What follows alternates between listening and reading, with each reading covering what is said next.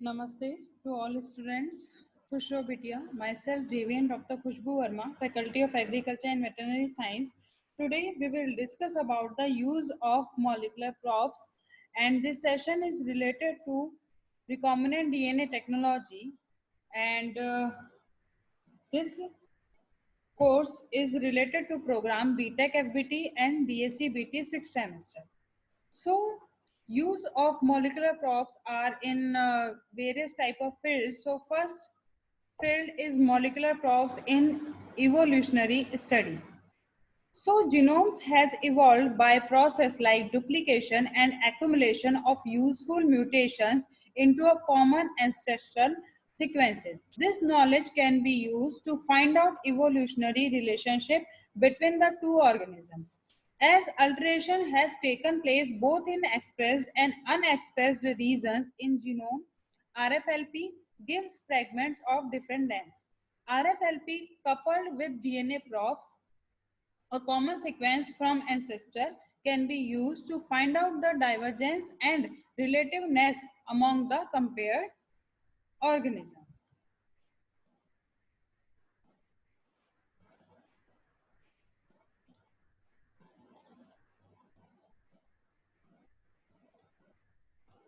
Next use is molecular probes in linkage and chromosomal mapping.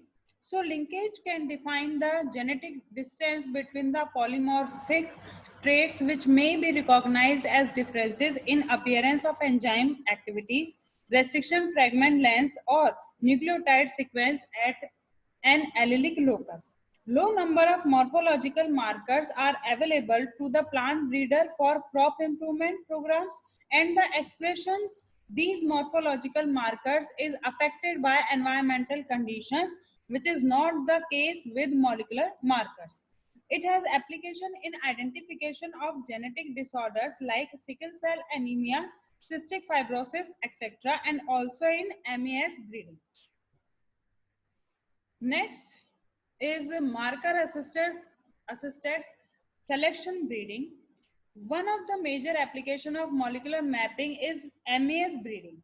Molecular markers are especially advantageous for agronomic traits that are otherwise difficult to tag, such as resistance to pathogens, insect and nematodes, tolerance to abiotic stresses, quality parameters, and quantitative traits. Here are the characters, and these are the examples of related characters like rice, resistance to blast caused by pyricularia or IZ. These are the examples like PI2T gene located at 2.5 cm from RG64 on chromosome 6. And next character is resistance gene XA21 to bacterial light caused by Xanthomonas oryzae. Here are the examples. Next one is Brassica resistance against Leptosphaeria and resistance against albugo, and these are the examples like RFLP markers on linkage group 6 in Brassica napus and RFLP markers on linkage Candida in Brassica napus group 9. Now application is molecular probes in cytogenetics. So first of all we have to go for the isolation of gene and then in situ hybridization. So in the isolation of genes, so specific molecular probes can be used for the isolation of specific genes. Probes, if used from same species, are called homologous probes, and from other species are called heterologous probes. Heterologous probes are found effective in identifying gene cloned during colony hybridization. These probes are used with cDNA library and not with genomic library, as it can harbor unrelated or pseudogenes. Example, CHS means chalcone synthetase gene from Antirrhinum majus and Petunia hybrida were isolated using cDNA probe and was used to isolate CHS gene from barley. Next step is in situ hybridization. It is a technique which permits detection of DNA and RNA sequences in cell smears, tissue sections, and metaphase chromosome spreads. It is based on the formation of double-stranded hybrid molecules between target sequences and complementary single-stranded labeled probe. Telomeres have been identified in human and other eukaryotes using telomeric sequences as a molecular probe, showing that telomeres of all carry the same sequence.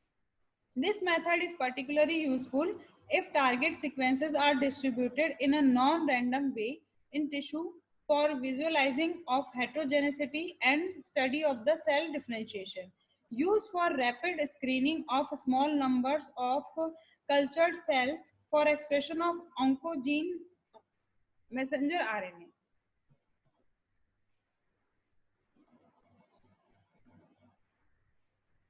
It has uses in DNA fingerprinting. So pedigree analysis and establishing paternity we can do by molecular probes, and immigration authorities, identification of mutilated dead bodies, social security record identification, in characterization of cell cultures, in animal breeding program, in plant breeding program, in demographic studies, twin zygosity determination, tissue culture cell line identification, mapping fine grained sequence variation in mini satellites. Now we will go for the conclusion of uses of molecular probes. So since molecular probes assays are more sensitive than conventional diagnostic methods, their use has become today's most sophisticated and sensitive technology for a variety of uses involving biological systems both in basic and applied studies. They give new dimensions to concerted efforts of breeding and marker aided selection that can reduce the time span of developing new and better varieties.